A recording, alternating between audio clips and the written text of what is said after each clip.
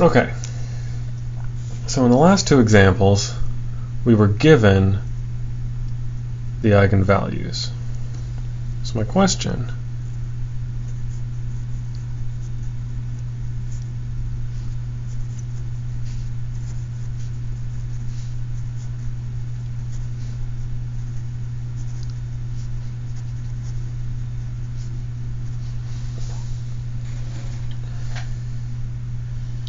okay, how do we find eigenvalues? This is a difficult question.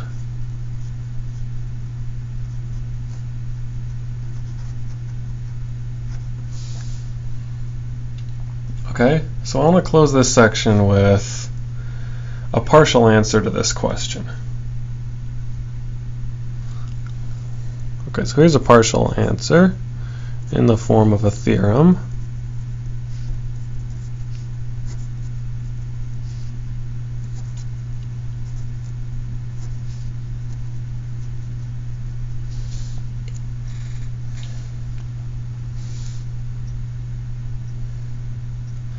Okay, if A is a diagonal matrix, then the eigenvalues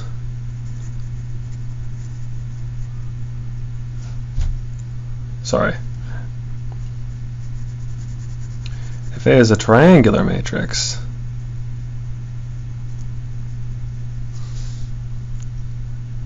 the eigenvalues are on the diagonal. Okay, what do I mean by triangular matrix? Okay, I mean something like this.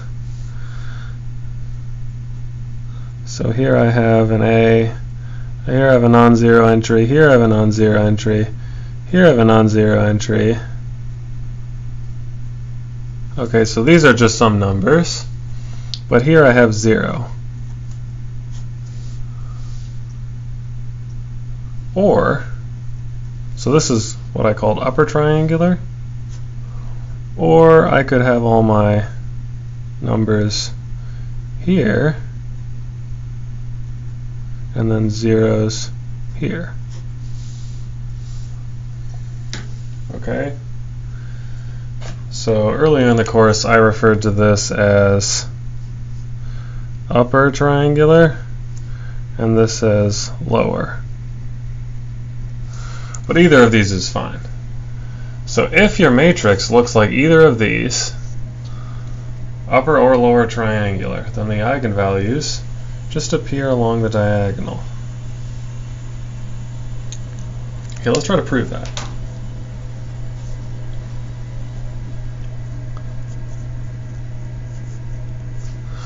Okay, so let's take a triangular matrix. I'll just pick an upper triangular matrix, but we'll do similar steps for a lower triangular matrix. So let's take A to be, here's A11, A12, A13. Here will be A22, A23, and A33. And then I'll assume I have zeros here.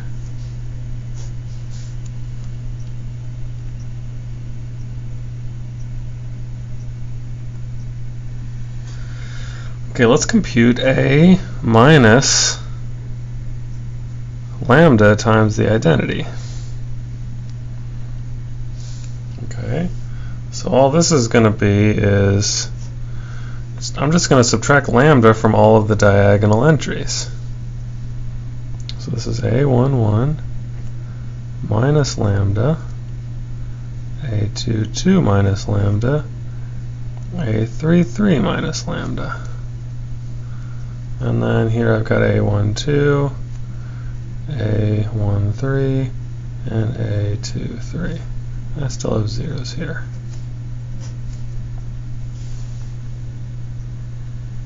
Okay.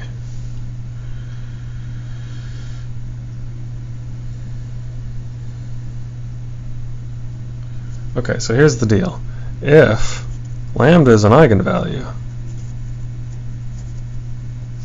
then A minus lambda I times x equals 0 has a non-trivial solution.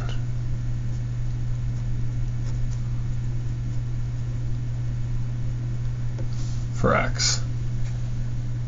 Okay, that's what it means to be an eigenvalue, is that it goes with an eigenvector. In this case, x is your eigenvector.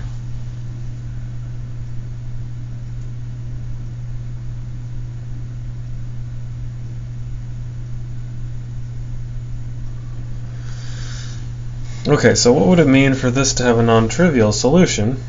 So this guy has got to have free variables. Okay? If this matrix has no free variables, then the solution is just going to be trivial. Okay, so let's think about this matrix, this matrix having to have free variables. Okay? So A11 minus lambda, A22 minus lambda, A33 minus lambda.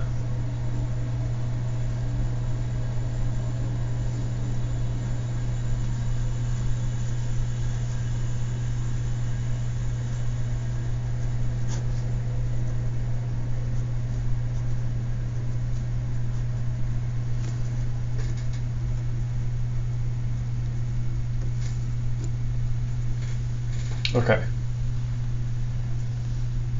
So the only way that this can have free variables is if one of these guys is 0.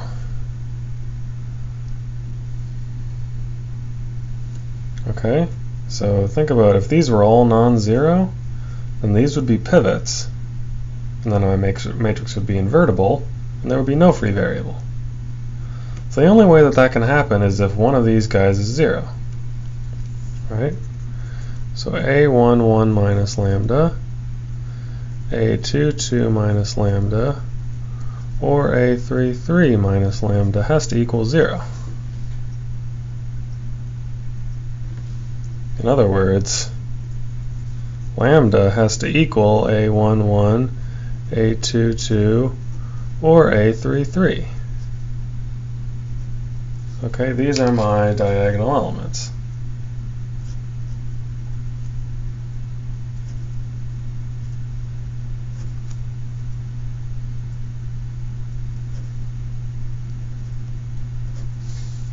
And I'm done. Okay, that's what I was trying to prove, right? Okay, so let's do an example.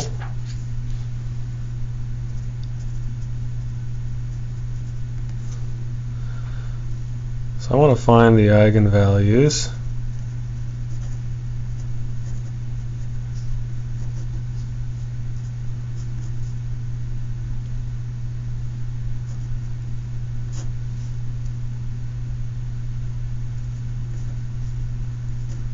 of these matrices.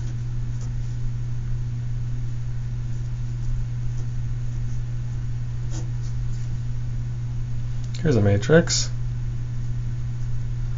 and here's another matrix.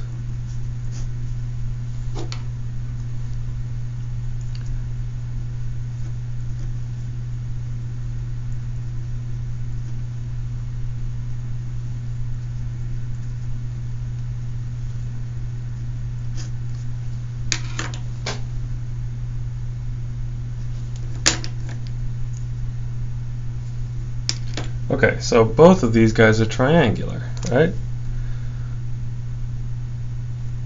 Okay, so this is triangular. Okay, all of these elements here are 0, right? So the eigenvalues just have to appear along the diagonal. Here's an eigenvalue, here's an eigenvalue, and here's an eigenvalue. So lambda is 3, 0, 2, my eigenvalues.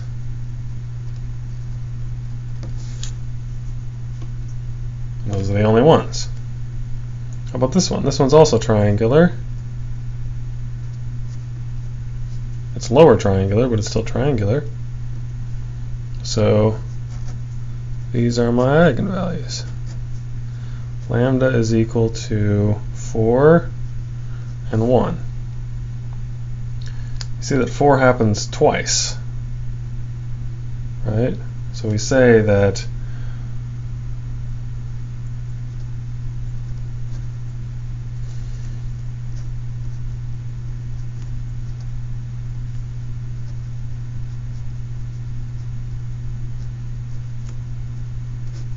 Okay, because it shows up twice, we say it has multiplicity 2. Okay, we'll talk more about that notation next time. So next time I'll define this idea of multiplicity. Okay, that'll happen in the next section.